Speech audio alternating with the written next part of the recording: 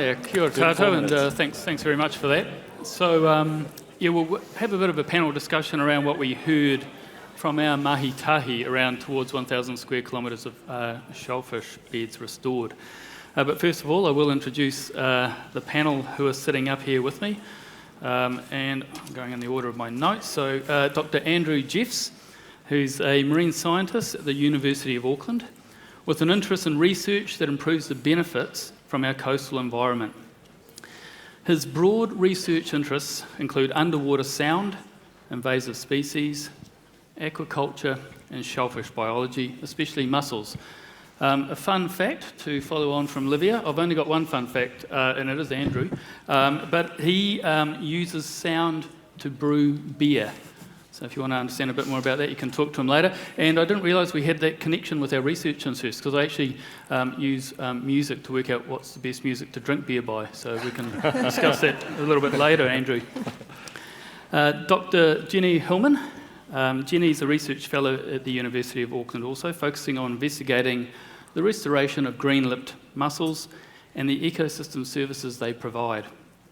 Originally from Africa, Jenny has worked in mainly tropical ecosystems around Africa, Asia and the Middle East before completing her PhD at the University of Auckland on soft sediment ecosystem processes. And Dr. Clinton Duffy. We've got a row of doctors up here. No, just Clinton. Oh, honorary Dr. Clinton Duffy. Clinton works for the Department of Conservation's Marine Ecosystems team, based in the Tamaki Makaurau, Auckland office. He initially joined the department in 1989. In 2000, the focus of his work has been on marine protected areas, coastal resource management, and species conservation, particularly marine fishes. Clinton represents the department on the Hauraki Gulf Shellfish Restoration Coordination Group and is a member of the IUCN Shark Specialist Group, Australia and Oceania, and a Marine Research Associate of Auckland Museum. So thanks team, thanks for agreeing to be on the panel here.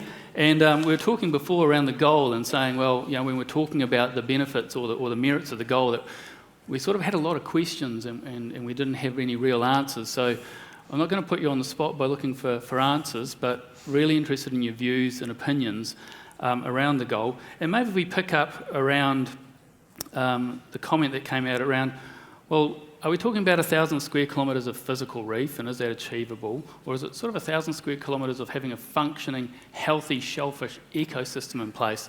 And what's the difference, actually? So, Andrew, are you happy to kick us off on that? I'm happy to have a crack at that. I think the great thing about the goal is it's a big, hairy goal, and it started the conversation about what are we trying to achieve, where are we going, and where are we at. I mean, one of the great things about the forum is that it's, with its State of the Gulf reports, it's documented the decline nicely, but for the first time it's actually put out some goals and got people talking about what it is we're trying to achieve and working towards that goal. I'm just disappointed there's only 2 goals, and I think we could have a lot more. So one of the ones that's been a lot of conversation around is sedimentation. You know, we should be saying for each of these catchments, we're going to cut sedimentation by 50% over the next 20 years. You know, that's achievable, and we can get the community on board with that because it's a key part of restoring what's been the degradation in the Gulf. There's other things. I mean, we just heard about plastics. You know, we can reduce plastics in the Gulf. That's something the community can share in. We can set a hairy goal for that as well. You know, let's cut plastics by 100% in the next 20 years. We can do it. And I think that's the thing. We need to set those goals and start getting the community on board about chasing them. So I don't think defining the goal precisely is that important at this stage. I think it's about setting the goal and getting people thinking about it and working towards achieving something towards that outcome. Great. Thanks, Andrew. Jenny, Clinton, either of you want to follow up? Well, we're lucky in the fact that before they disappeared, the extent of the historic mussel beds was reasonably well documented, and that it indicates that 1,000 square kilometres is a real achievable target. In fact, the area, or the estimates around the area of really dense beds is only in the order of 500 to 700 kilometres, and from what we heard and the experience of Chesapeake Bay, you could start making some really big inroads into that target fairly rapidly. And the thing about it is, of course, what we lost, we didn't just lose the mussels, we lost a lot of associated species, like oysters and scallops from the inner part of the Firth. There's undoubtedly been a serious decline in water quality in the Firth of Thames because of the loss of mussels. They would have been taking out nutrients and a lot of sediment. We've lost all those little baby fish that would have been using those beds at the same time. So I think it's an achievable goal. It's not necessarily going to be easy, and I think one of the things that's going to be the hardest to achieve is getting them self-sustaining. At the moment, there's no sign of recruitment. I've spent a lot of time looking at video of the seafloor in the Firth of Thames, and there isn't much that sticks up above the bottom of it. Part of that is the historic effect of the dredging and just smoothing out the bottom. But as Andrew said, and everybody else, you've heard from many, many other people here, it's a sediment going in. It's just covering those remaining the shells that are on the surface, burying them, and denying a settlement substrate for things like red algae and sponges and hydroids that the mussels need to settle on. Jen? Yeah, I think it's important to keep using the word function. We can put as much as we want back into the Gulf, but before it functions, there's no point. So it's really important that we keep working towards a functioning system, and that means the whole system from the mountains all the way out to the sea. And that involves the whole system, like Clinton just said. We need to look at what all of these species need. And it's not just mussels. Mussels is a really good place to start. It's been a really good figurehead that gets people interested. But there's other shellfish, and then there's lots of other species that are associated that are really important too. So yeah, I think that word function is really important. Nice, yeah. I mean, with the discussion we had, there was a bit of a talk around how much is enough, and is there a carrying capacity in the Gulf? Hard sort of questions. Do we have any feel currently for what would be enough? You're saying the goal's not overly important around being too specific on it, but can you have too much? I don't know. I think Clinton was saying 600 or 700 square kilometres. That's quite a lot of mussel beds. I mean, let's have a crack at putting it back. And I think once we get started, I think we'll find out that we're capable of actually encouraging the system to recover and grow back. So it may not actually be as much work as we think it will be. And I think that will require a little bit more than just putting the mussel back. It will require restoring some of the Mahi of the Gulf, addressing these other issues like sedimentation that will definitely has an impact on how those mussels are performing, addressing issues like continuing dredging and trawling. And working at the whole picture, not just at just putting the mussels back. Yeah. And I think that comes back to what Jen was saying about, making sure that we're getting the whole functioning of the system back, not just putting the organisms back there. It's, so that we've got creating a zoo rather than a forest, a functioning, rainforest, as it were. Yeah. Yeah. I think with that goal, 1,000 square kilometres aspirational, and we talked about it being a multi-generational goal potentially. Natural recruitment that you brought up, how much do you think that will play a role in enabling the success? I imagine if you're physically restoring 1,000 square kilometres, that's an awful lot of mussels and substrate to be putting in there. So I'm just looking at what that balance might be between getting enough reef in place that it can then start to self-regenerate, I suppose, and start to populate the environment itself.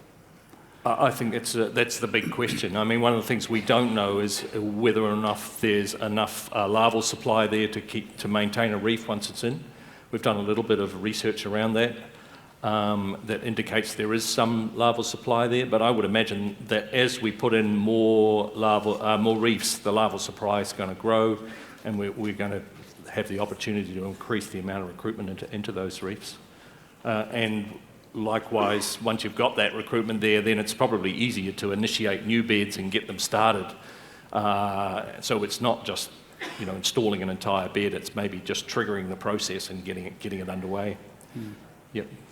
And thinking about where you put the different beds so they can connect to each other and things as well. There's a lot of thought process into where each one should go. Yeah. for sure.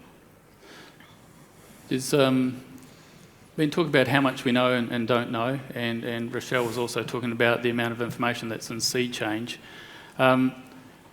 But with mussels and with what's required in there, what are we looking at in regards to the knowledge gaps in that space that would really enable us to ramp this up? We've got a couple of pilots underway in the Gulf, but what do we need in place to really start to ramp this up and start to invest in restoration?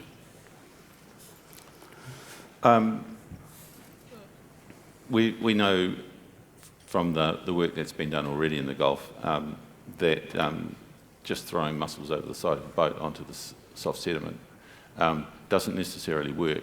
It creates beds. I mean, the mussels are surviving and they're growing. As Jen will tell you, they're crawling across the sea floor and forming clumps, and they're persisting. And it's not a question of that. You know, the adults or the large mussels can survive in the present conditions, but it's that gap about that recruitment, that gap at the moment. It's been identified early on as a gap, and I think we don't quite know about is what the effect of introducing shell reefs and enhancing the habitat in the inner Firth of Thames, places where these mussels used to occur, whether or not that's going to be a more efficient way of restoring reefs, or do we need to do shell enhancement and add live mussels to that? Because we know that the larvae don't settle into live mussel beds. Jen, any thoughts around that? Yeah, there are gaps. The big problem is time. It takes time. Like, we've put these beds in, they're still there. But we need more time for them to see how it's going. So we need mussels, which means we need money. We need time. So it does take a while to learn all these different steps. It is not immediate. So that's the other issue. I think we are learning by doing, though. I mean, one of the great things about Revive Our Gulf is that they've been there, they're putting the mussels in, we're seeing more and more mussels going in, and what, as scientists, we're coming along behind trying to keep up and study those beds and try and understand a bit more about the dynamics of what's going on, and working with them to put the beds in places that we'd like to see them so that we can test some ideas and possibilities about how these beds work and to make it more efficient to put new beds in. So I think it's not just the scientists out there working in the lab. I think we've got a working partnership around trying to generate that knowledge as quickly as we can, but while getting on and restoring reefs at the same time. And I think that's important. It's an important approach. Yeah. Yeah, because I was reflecting back on the previous panel and the talk around the science and how long the science can take, and balancing that up, I suppose, because you certainly don't want to be investing millions of dollars in restoring reefs when they're tipping over or sediments coming in, or we don't actually know what the parameters are. But we also want to make sure we're leveraging off the enthusiasm in the community. So just thoughts from either of you on around how can we keep the momentum, keep the enthusiasm up, but make sure we've got a sound evidence base behind us with the work we're deploying. We've been doing a lot of outreach through Revive Our Gulf and through the university, and that's been always really, really well received. So I think increasingly ramping that up is going to be really important, just to get that knowledge out there, and that's what came up quite a few times earlier in the discussion, was getting that knowledge out there, which is hard as a scientist because we're so focused on writing the papers that it's hard to put it in other languages sometimes. So I think that's been really helpful, is keeping that outreach going. I've done quite a few talks in schools and stuff like that, and as they were saying earlier, that's always the key part, and that really keeps it going. But yeah, keeping the momentum going, it's a really fine balance between finding the time and knowing enough to keep going, but still having these gaps that you need to fill as you go, whilst keeping that outreach and momentum going. Clinton, anything? It's keeping that learning by doing approach, getting people involved.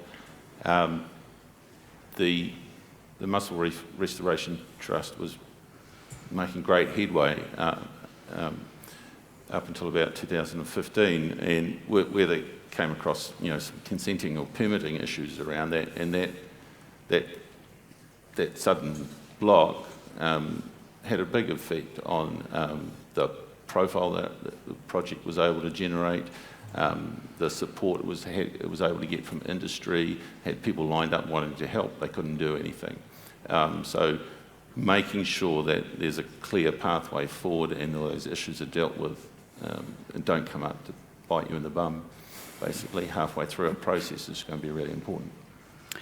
Yeah, and in the Mahi Tahi, the group Mahi Tahi that we had, some of the barriers around biosecurity, not so much the consenting issues, but I suppose there's components in there where you're looking at, I suppose, things which might demotivate people or be barriers to that success.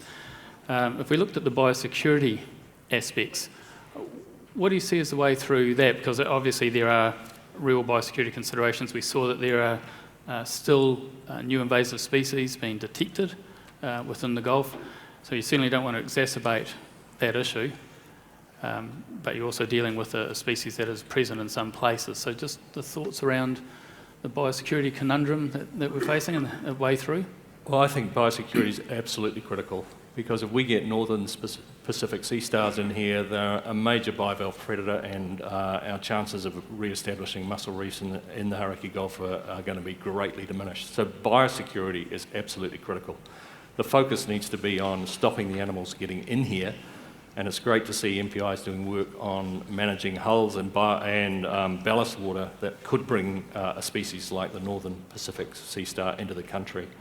I mean, there's also a lot of monitoring of what's arriving. The difficulty is that once it's arrived, it's very, very difficult to control marine species, because most marine species that get here are weed species.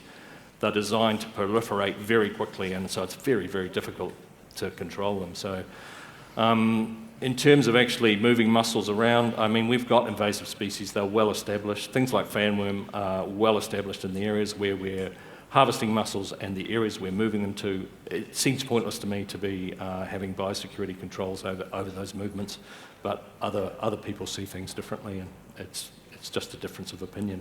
So what we've got to do is find other ways of addressing that, or finding ways around it that overcome some of those concerns that groups like MPI might have. I thought some of the stuff we saw from Port Phillip Bay was really interesting. Some of the underwater videos shown there were a lot of fanworms in some of those videos. And it was interesting to me to note that how the little snapper seemed to really like those fanworm beds. But there also appears to be some lessons learnt there about how those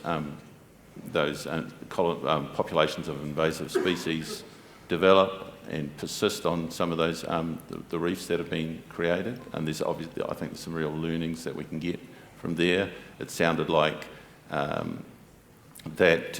they tended to decline over time, but it would be very useful to get some insights from what's happening in Port Phillip Bay. It's a very similar system. The role of aquaculture came up a fair bit when we're looking at actions. It came up in regards to how to engage with the sort of aquaculture sector as a key partner in this, and also quite a specific, I suppose, question around, can mussel farms play a role in helping to clean up some of those areas which are highly sedimented and not able to have natural reefs restored in them. So I suppose just seeking thoughts around what role, how do you see aquaculture fitting in with the shellfish reef restoration work, and if you've got any thoughts on the specific around cleaning up some of those areas that are highly sedimented? Well, for a start, I mean, the green shell mussel aquaculture industry has been an incredible supporter of the initiatives to date. For example, North Island Mussels Limited has provided us with free, tons and tons of free mussels, given us lots of advice about how to handle mussels, provided trucks, provided vessels and expertise, tremendous support. And when you talk to those mussel farmers, they care as much about the health of the Gulf as the people in this room do. So I think you need to recognise that they're a key stakeholder. In many other parts of the world, shellfish aquaculture is seen as an important environmental tool, and it's used in some places for actually cleaning up polluted waters. And also, there's increasingly the environmental benefits of aquaculture activities, particularly shellfish aquaculture, are being considered, as an important component of the activity itself. So I think I think we need to recognise that, work with that industry in a constructive way to maximise the benefits for the Gulf. And there's the potential to obviously to reuse waste shell generated by the industry as well. As at the moment, most of it, if not all of it, goes to landfill, and even reject mussels. Whole reject mussels go to landfill. So there's a real potential there to create a much more circular, sort of environmentally friendly, or improve the environmental performance of the industry and help mussel restoration. It's a really real potential for positive feedback. Jen, any thoughts on? Yeah, there's biosecurity around the shell material still, but yeah, I think that would be really interesting. We're going to run some trials soon with Revive Our Gulf as well, so it'll be really interesting because there's been some good stuff come out of Europe recently around that. So we are trying to look overseas is really key to learn more about what's happened, and TNC has been really useful for that. Is to try and learn from each other, learn from what's happening overseas and here, even though it's a different species. Yeah, because we did hear some interesting stuff around how, I think with the Australian program there, where they're using artificial substrate, well not artificial, but introducing limestone substrate in, and then seeding the mussels on top of that. So also, if there's a source of shell from the mussel industry that can be recirculated back into the sort of circular economy type concept, back into the system. It'll also be quite interesting to explore how the sort of the wild reefs and the re-established reefs can help support the mussel farms, but potentially with some spat transfer and vice versa, so something along that spectrum. Well, it's funny you mentioned that because the Marine Farming Association in Marlborough has recently funded a significant project which we're helping with, and one of the reasons for that mussel restoration in the Marlborough Sounds is actually to try and increase the seed of mussels in that area. And so the Marlborough Sounds had significant mussel beds which were fished out when the fleet moved from the Hauraki Gulf down to Marlborough when the mussels ran out here. So they're chasing the same kind of goals that the community here is as well. We've heard a lot, both in the group Mahi, tahi and the panel that was up here before us, and just in general conversations around the need for this whole of systems approach. Andrew, you touched on it before again around the sedimentation issues, so the land-based issues that are impacting the marine environment. So it can't be looked at in isolation. That if you're wanting to restore the Māori of the Hauraki Gulf, if we're wanting to look at the restoration of these shellfish reefs, we need to look at this entire system. What do you see as the key enablers to connect up, I suppose, the various groups that are working in the various areas currently? There's a lot of different agencies, different mandates, a lot of community groups working in different sectors. But what would you see as some key enablers or steps that would help move us towards more of the systems-based approach? That's a tough one. Wow. I think I don't think it necessarily needs to be any sort of coordinated effort. Even the grassroots approach of groups getting together and thinking about how they might move things forward and actually getting out there and doing is a powerful thing. And what you'll find is from those grassroots or flax roots, whatever you like to call it, that people will come together, they'll form naturally larger groups, they'll share knowledge, they'll have different ideas and different learnings from what works and what doesn't work, and gradually we'll progress things, just by natural processes. I think it's very difficult to actually come in over the top and try and set up some umbrella. I think the grassroots approach seems to be working well. What we need to do is to foster it, to encourage it, promote it, help it, and share the learnings and ensure we've got communication as much as possible. Yeah, I think that's the key thing behind it, is getting the learnings out there, and places like this are great for that. But it's getting the learnings out to every level not just a conference or anything, so that then groups can come together naturally. But they need to know what you're doing before they can see if what you're doing is interesting to them, kind of thing. Clinton? I agree entirely with that. I mean, obviously, from a very, very large scale, you need some sort of integrated catchment management to address the amount of sediment coming down the catchments into the Gulf. I mean, most of the regional councils are working on that sort of stuff at the moment. It's sort of bread and butter work for them. There's obviously the Hauraki Gulf Forum obviously has an important role in sharing information between agencies and integrating the work across the Hauraki Gulf. So I think the bones of that are already there, and a lot of work is already being done in that space. In the presentations, we heard quite a compelling range of evidence put forward around a business case, I suppose, for the benefits of shellfish reef restoration, and ones that didn't just touch on the environmental benefits of improved fish nurseries and improved quality of water, but touched on the economic benefits. Those who went at that presentation was talking about how many jobs get created from every million that gets invested into shellfish reef restoration as opposed to forestry or mining, but also talking about the social and cultural benefits. Based on your experience of the current level of knowledge out there around the impact of benefits of shellfish reefs, what would be missing from us building a compelling case that would be able to promote the benefits of shellfish reef restoration across all of those well-beings? What would be the key gaps? I think we've got some of the biological data that you'd build that off. It's already there. We've managed to collect some of that. I think there's more we can do.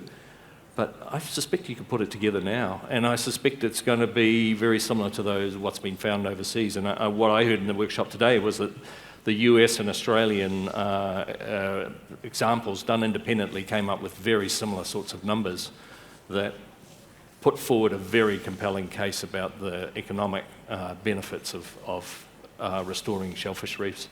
And I expect we would see the same for the Hauraki Gulf. The green shell mussel is remarkable in its ability to filter large volumes of water in a way that much greater way than some of those overseas examples of shellfish are built on. They form structured reefs in a way that are very biodiverse, very productive, and provide a superb habitat for for juvenile fishes and what have you, which must be having a tremendous effect on the wider ecosystem and the economic benefits that they're providing to us in one way or another. So I think we could probably put that case together now, just the matter of crunching the numbers and getting the numbers out. Yeah, and I think they'll be very compelling.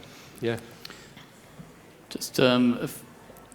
Just interested, say maybe in final comments from each of you, if we're looking at, if we were extremely successful in what we're seeking to achieve in regards to this mahi, what would you be seeing differently in 2 years' time that would be taking us towards that success? Nice easy one to wrap up on.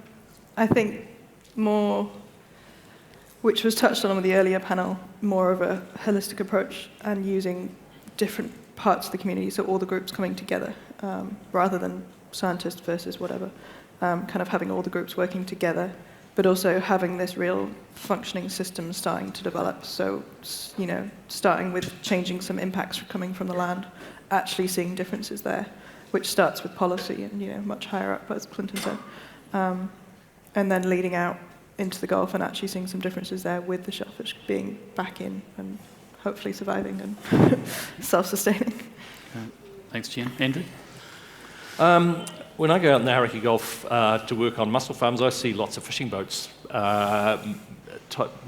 fishing there because the fishing's great. And I suspect once we've got mussel reefs in, the fishing's going to improve around mussel reefs as well. And I suspect that what we're going to see is there's going to be a growth of support from all sectors, wider sectors of the community to see more mussels installed, and I think we're going to, those groups are going to come on board and put a lot more support behind it and be backing it. So it's going to snowball in 2 years. That's my pick. Yep. Thanks, Andrew. And Clinton? Well, I would hope we're 2 years into our 3-year plan. It'd be really nice to see that agreed upon and implemented. Yeah. Excellent. And Clinton's referring to a 3-year business plan that's been developed to help progress this goal. Hey, thanks, panel. I appreciate your time and your thoughts and contributing in towards this mahi. Thank you very much. Thank you.